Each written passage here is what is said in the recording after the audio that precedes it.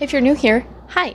Today we'll be talking about all the not safe for work and safe for work pros and cons of being a furry in the furry fandom. After this video right now, I'm going to play my 2 videos from TikTok, and the 3rd video will be on YouTube only, the not safe for work cons in our fandom. Enjoy! Furries suck. Okay, well not exactly, but most do, and here's really why. Now, let me start off by saying I'm a furry in the furry community. I've been here for 4 years, and I can say honestly from the inside, we suck. Now, since there's so many not safe for work topics in this conversation, you can check out my YouTube channel and see the in-depth version. Now, one of the most commonly referenced, and I can agree, one of the biggest mistakes in furry history, RainFurrest. This was a furry convention held in 2015, and unfortunately, most of it is not safe for work. So again, check out my YouTube channel for the full thing. As you can see in the background, assault was a really big problem, but not the only one. Severe blatant disrespect to the hotel that was holding the convention was a really big problem too. Now obviously I can't show this part, so let's just say there was a lot of biohazards. One of the biggest contributors to the damage in the hotel was actually in the bathrooms. People would take towels and stuff them in the bottom of the toilets, then continuously flush it so water rushed everywhere.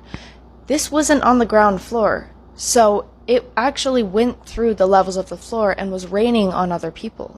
And yes, there were a lot of biohazards in the bathrooms. They had to send 3 people to the hospital for separate reasons and also had to call the police twice. By Sunday morning after the convention, the hotel employees were so overwhelmed that they actually threatened to evict attendees after single noise complaints. The damages to the hotel were so severe that the Hilton actually contacted the other hotels in the area, warning them not to take these attendees in next year.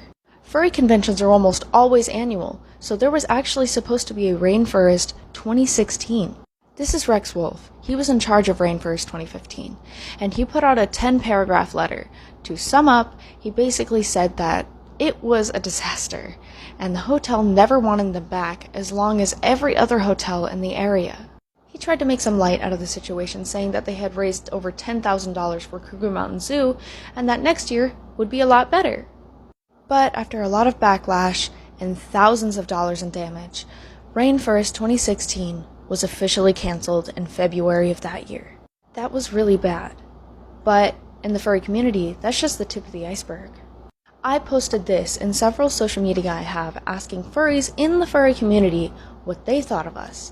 And unsurprisingly, but still unfortunately, it's mostly cons. Over 50% of all the comments all said the drama, and I definitely agree.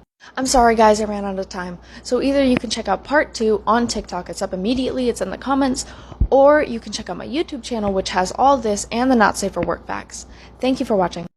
This is part 2, coming from a furry, about why furries suck. As mentioned in the last video, we have a lot of drama. Surprisingly, most of it comes from in the fandom. Our community is huge, easily over 10 million. With that much popularity comes a lot of drama. You may think most furries are children. I mean, it does seem like a childish thing to do, but most of us are adults. It is a very expensive hobby after all. One of these can go for $20,000. This is a very realistic fursuit. There's a person in there.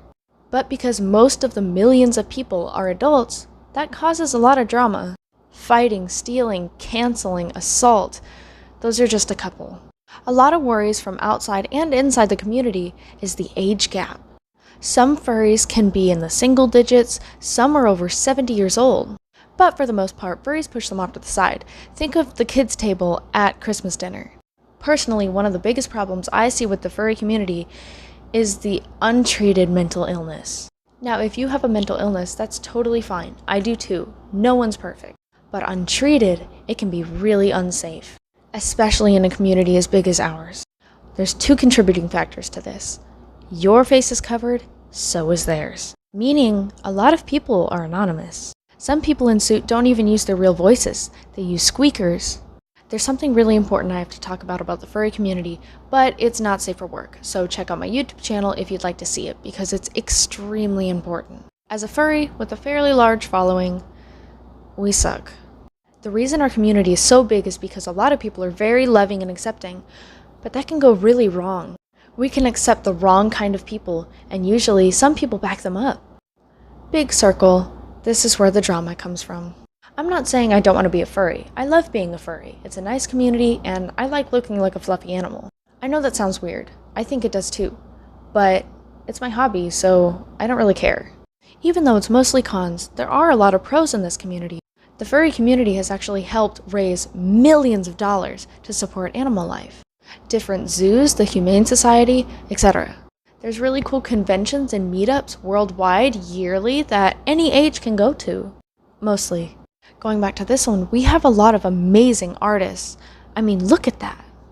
A lot of makers that make this kind of stuff actually do it for a permanent job. They're very creative and very inventive. This all results in our community. Now, I'm not the first to admit that we suck. I mean, there's a reason I got so popular for that. Most of the hate from outside our fandom is just a big misunderstanding. From inside the fandom, I can say that we suck for different reasons. I tried to sum up as much as possible. If I missed anything, comment below. If you're a non-fur, hopefully this changed your views. Thank you for watching. Now that you heard those other two videos, get ready because it gets way worse. The biggest not safe for work thing that happened at RainFurrest 2015 were diaper furs. Yes, it's exactly what it sounds like. Here is a good example picture. It's exactly what it sounds like. Grown men as furries with diapers, and most of the time they were used. We talked about this bathroom before, you know, all the toilets getting clogged. Well, the biohazards in the bathroom were very open soiled diapers that the hotel staff had to keep cleaning up. But it was a biohazard, so they had to shut everything down to clean it up multiple times. Eventually, they just stopped. Now, RainFurrest isn't the only con that deals with this, but a lot of furry cons deal with groping. Like I said before, a lot of furries are anonymous because we have our face covered. That means that a lot of women will get groped openly, like even in public. I'm going to a convention very soon, and I have to make preparations knowing that happens. One of the biggest reasons people hate furries inside and outside the fandom are because people called zoos or zoophiles. Zoophiles are people that are into bestiality and open about it. The reason they call themselves zoophiles is because it's a community. It's filthy, it's disgusting. And if you are one of those people or support those people, get the fuck off my page. Most people outside the community, even in the community, sometimes think that there's a lot of them. There's not. I'm not saying there's none. There are several. But compared to the over 10 million people we have, it's less than 0.5%. Even then, when they are found out, they are immediately cast out of the fandom. Kiro the Wolf. I know a lot of furries just put their head down because he is one of the most infamous people in our community. He was a zoophile, and at the time, he was actually pretty popular when it came out. Immediately he had backlash, which I contributed in. Several people hacked him, they doxed him, they showed his full name, his address, everything about him. It got so bad that the police were called on him, and he went to trial for 2 years. Now, from what I could find, I don't think he actually spent jail time, but anytime he's tried to come back into the community or even make a profile, people chase him off again. He hasn't had an account on anything in several years. Good riddance, Kiro.